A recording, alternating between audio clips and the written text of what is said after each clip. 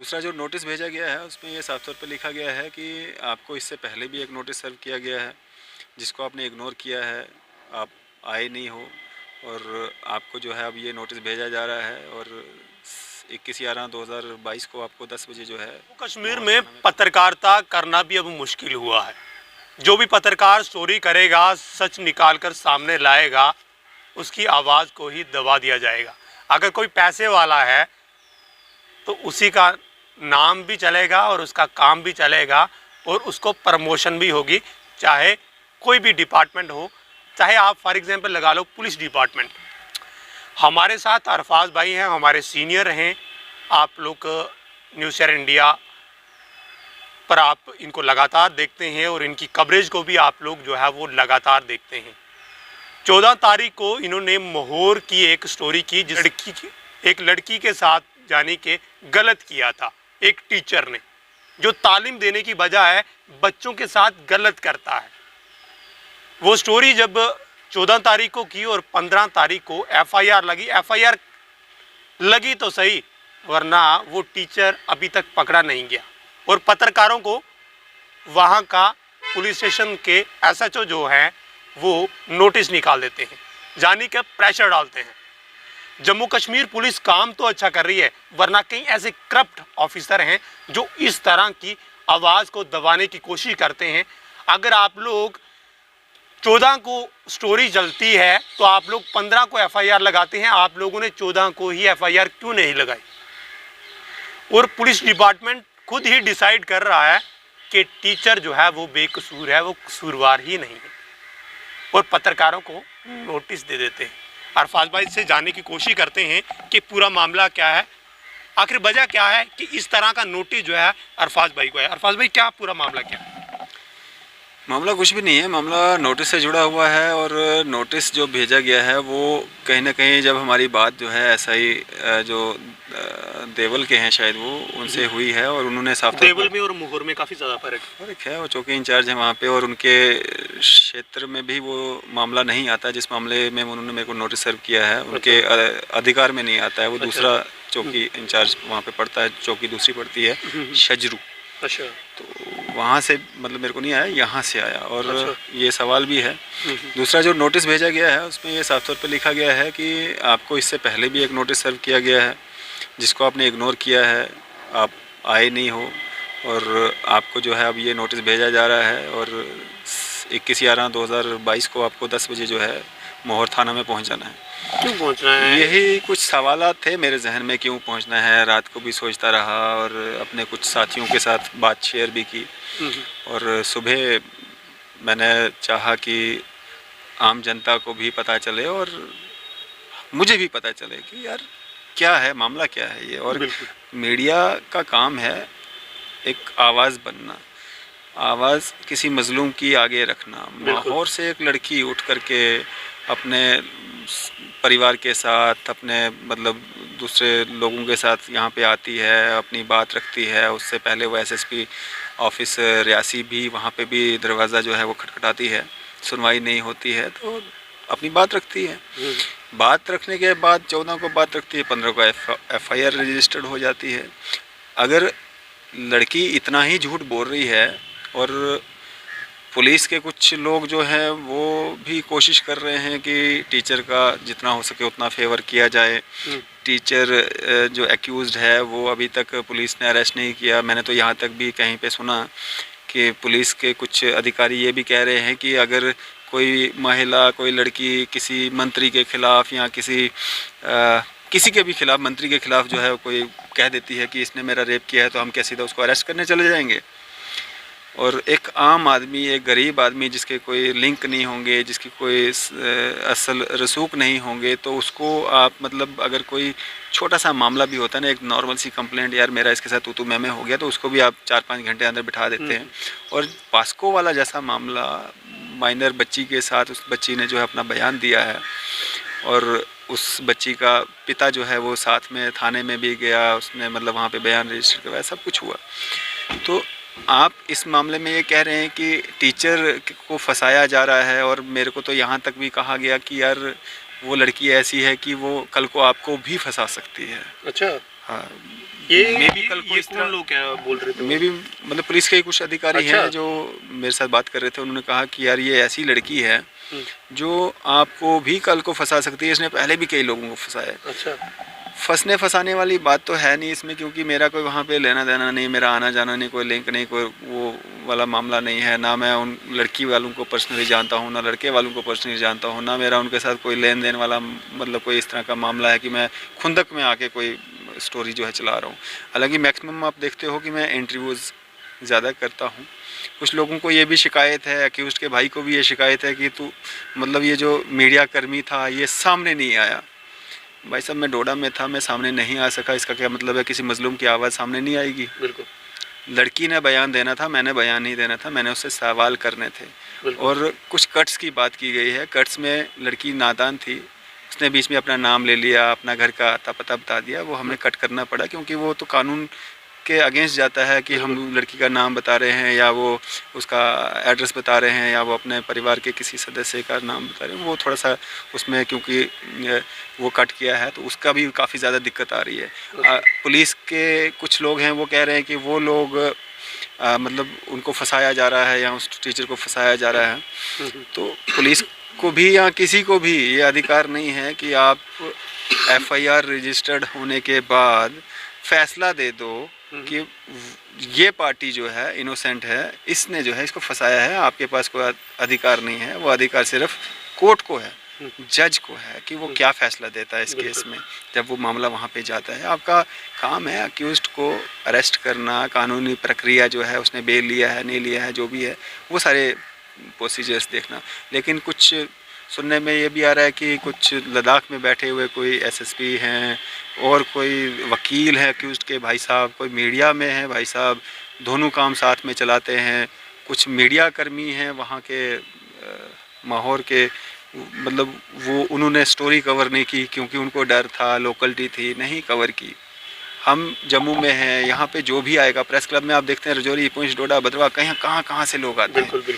हम उनकी stories cover करते हैं। फिर क्या हम उन एरियाज़ में हाज़िरी देने जाएं कि इन लोगों के पीछे कौन कौन थे, क्या क्या था? भाई वो तो आपका काम है इन्वेस्टिगेशन करना, उनसे पूछना आपके साथ कौन था, नहीं था, क्या था। पुलिस इन्वेस्टिगेशन कैसे करती है, क्या करती है, वो उनका पार्ट है। हम अपनी ड्यूटी कर रहे हैं, आप अपनी ड्यूटी कर रहे हो। तो यही कुछ सवालात थे जो मैंने कल भाई साहब से पूछे और उन्होंने कहा कि भाई आपको तो आने की कोई ज़रूरत नहीं है, एक फार्मेलिटी थी। और ये किस तरह की फार्मेलिटी? आप इस फार्मेलिटी को आपको हैरास किया जा रहा है, एक पत्रकारिता को दबाया जा रहा है, जो असलियत सामने ला रहा है उसकी आवाज़ को दबाया जा रहा है। जब आपकी फ़ोन कॉल पे बात होती है तो आपको आने की ज़रूरत नहीं है। ये किस तरह की बातें, आप क्या समझते हैं हर बात?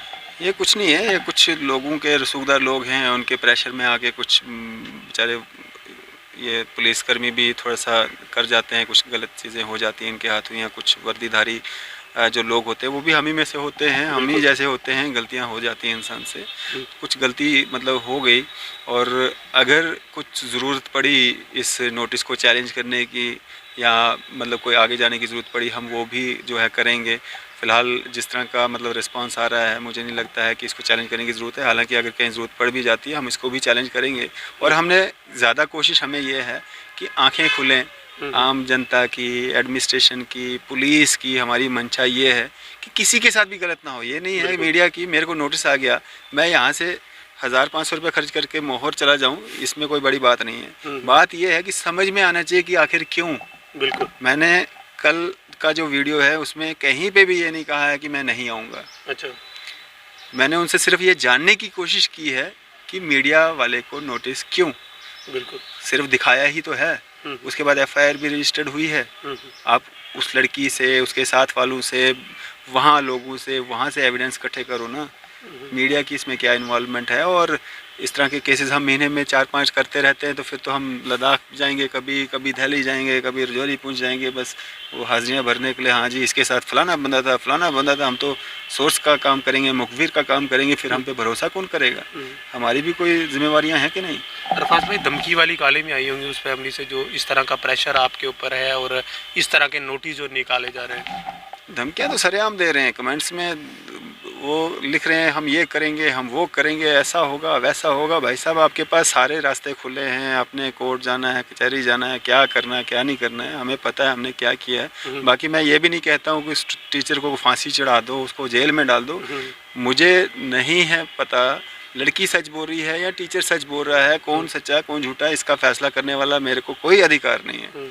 मैं ना लड़की के हक में हूँ ना लड़के के हक में हूँ, ना लड़की के अगेंस्ट हूँ ना लड़के के अगेंस्ट हूँ। लेकिन ये जो दबाने की कोशिश की जा रही है कि आवाज़ ही ना उठे, ये कहीं ना कहीं गलत है। ऐसा नहीं होगा, आवाज़ हमेशा उठती रहेगी, जितना मर्जी दबाइए आप। अल्फाज डैंग जब तक ज़िंदा है लोगों की आवाज़ बनता रहेगा। जिस किसी को भी परेशानी आती है, जितना भी बड़ा कोई ऑफिसर हो, जितना भी बड़ा कोई मंत्री हो, जितना भी बड़ा कोई कहीं का भी किसी का भी मामला हो, वो मेरे पास आ सकता है, अपनी बात रख सकता है, एविडेंस के साथ रख सकता है। और एविडेंस था उस बच्ची के पास, उसके जो साथ में उसके आए हुए थे उनके पास। उन्होंने जो है एसएसपी रियासी को जो है अप्रोच किया था, कार्रवाई नहीं हुई, उन्होंने बात रखी, दूसरे दिन एफआईआर लगी। अगर नहीं होता ऐसा कुछ, हम वैसे ही नहीं आंखें बंद करके जो आया तो वो चला देते हैं, पहले एविडेंस लेते हैं। अब सच झूठ का फैसला तो हमने करना नहीं है। हम पहले तो मेडिकल करवाते नहीं लड़की का, हम पहले तो मतलब वो लड़के वालों को मतलब पूछने जाते नहीं कि भाई तुम्हारा क्या वर्जन है। एक स्टोरी हम चलाएंगे, दूसरे बाद दूसरा पक्ष जब हमसे बात करेगा हम उनका भी चलाएंगे, और उनका भी हमने चलाया। उनकी तरफ से जो हमारे पास स्टोरीज आई, जो टीचर्स ने बोला, जो बच्चों ने बोला, जो रोना मतलब उन्होंने वहाँ से भेजा, हमें वीडियोस भेजी, हमने वो भी चलाई। इससे ज़्यादा एक मीडिया कर्मी से आप क्या उम्मीद कर सकते हो? बिल्कुल। आप कैसे ये मोहर लगा सकते हो कि सच्चा कौन है और झूठा कौन है? बिल्कुल, पुलिस तो डिसाइड नहीं कर पाए। ना पुलिस कर सकती है ना मीडिया कर सकती है। मीडिया वाले भी कुछ हमारे दोस्त हैं, वो कहते हैं ये सच्चा है, वो झूठा है, वो झूठी है, ये सच्चा है। तो कैसे आप ये डिसाइड कर सकते हो? ये तो अदालत का मामला है, अदालत में जाने दो, वहाँ पे पता चलेगा कौन सच्चा झूठा है। बड़ा सवाल ये बनता है कि ना ही मीडिया कर्मी इस मसले को हल कर पाएगा, ना ही पुलिस डिपार्टमेंट। वरना पुलिस डिपार्टमेंट सोच रहा है कि इस तरह प्रेशर डालेंगे मीडिया कर्मियों पर तो उनकी आवाज़ को दबाया जाएगा। अगर आपको लगता है कि सच में लड़की गलत है और वो टीचर सही है, तो वो फैसला तो कोर्ट करेगा ना, अदालत करेगी। वो किस लिए? पुलिस डिपार्टमेंट तो इसको खुद डिसाइड नहीं ना करेगा। पुलिस डिपार्टमेंट ने तो सीधा ही क्लियर कट कर दिया कि प्रेशर डाल दिया कि मीडिया कर्मी स्टोरी ना चलाएं। और मीडिया कर्मी जो हैं वो किसी से डरने वाले नहीं हैं, वो सच सामने रखते रहेंगे और आप लोग देखते रहोगे। हम दबने वाले नहीं हैं, सच जो है वो आप लोगों के सामने होगा। जिसने भी इस तरह की हरकत की है, जो नोटिस निकाला है, नोटिस का मसला क्या है और नोटिस की आखिरी वजह क्या है, मैं भी पूछना चाहता हूं। हम भी चाहते हैं, हम भी फील्ड में ग्राउंड पे काम करते हैं, हम भी चाहते हैं, हमें बताइए कि इस तरह के नोटिस जो है वो आप लोग निकाल देते हैं, फिर आप बोलते हैं कि आपको आने की ज़रूरत नहीं है। तो ये कर क्या रहे हैं जनाब? आप तो प्रेशर डाल रहे हैं। सामने जाहिर होता है कि वो अक्यूज को तो आप लोग पकड़ नहीं पाए, वरना मीडिया कर्मी के घर पे नोटिस भेज दिया आप लोगों ने। वो भी 1.5 महीने के बाद, 1 महीने के बाद याद आ रहा है अच्छा। उनको कौन कौन था इसके लड़की के साथ में। अच्छा, 1.5 महीने के बाद नोटिस मीडिया कर्मी के घर पे पहुंच गया, वरना वो अक्यूज पुलिस ने अरेस्ट नहीं किया। कोई लद्दाख से एसएसपी फ़ोन करता है, कोई यहाँ से उनके मीडिया कर्मी फ़ोन करते हैं और उस गरीब की आवाज़ को भी दबाया जाता है। मैं गरीब ही कहूँगा क्योंकि उनका मसला हल नहीं हुआ। अभी तक वो टीचर अरेस्ट नहीं हुआ, पुलिस ने उसको पकड़ा ही नहीं। मीडिया कर्मी के घर में नोटिस भेजते रहो। कितने मीडिया कर्मियों के घर पे आप नोटिस भेजोगे? अब आप लोग देखिए कि आखिरकार असलियत क्या है, सच क्या है, वो हम सामने लाते रहेंगे और लाएंगे। आंखें खोलेंगे लोगों की कि आखिरकार डिस्ट्रिक्ट रियासी के अंदर हो क्या रहा है। जम्मू कश्मीर में पुलिस जो है बड़े अच्छे काम कर रही है, लगातार अच्छे काम कर रही है और हम हर एक अपडेट आप लोगों के सामने देते हैं।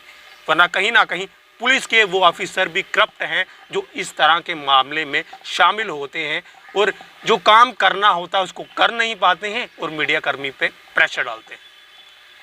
आप लोगों ने क्लियर सुना कि कल से जो है वो सोशल मीडिया पे अलग अलग वीडियोस जो है वो वायरल हो रहे हैं।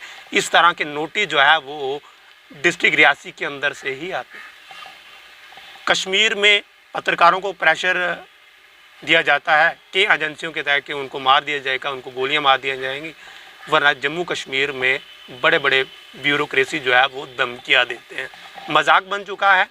पत्रकारिता करना आसान नहीं है। पत्रकारिता जो करता है ना वो अपने हिसाब से करता है, उसके पास सब कुछ होता है, वो विद एविडेंस के साथ जो है वो कवरेज भी करता है और असलियत सामने भी लाता है। ऐसे जो जिस मुंशी ने इस तरह की हरकत की है, देवल जिसका नाम जो बताया जा रहा है, वो शख्स जो है वो हमारी कॉल को रिसीव नहीं कर रहा। कि क्यों नहीं कर रहा हम भी जानना चाहते हैं, वजह क्या है। इस तरह की एक पत्रकार को धमकी देना और पत्रकार को व्हाट्सएप पे नोटिस भेजना, देखिए आप नहीं पहुँचे तो आपको हम वहाँ से उठा के लाएंगे, ये तो धमकी हुई ना। आप बताइए क्या क्राइम किया है, बताइए मुझे। एक स्टोरी कवर की है, सच सामने लाया है, जो सच आप लोग दबा रहे थे। ये आप लोगों के लिए खास रिपोर्ट। अपनी राय जो है कमेंट बॉक्स में ज़रूर रखें। फिलहाल आप देखते रहें JK UT अपडेट।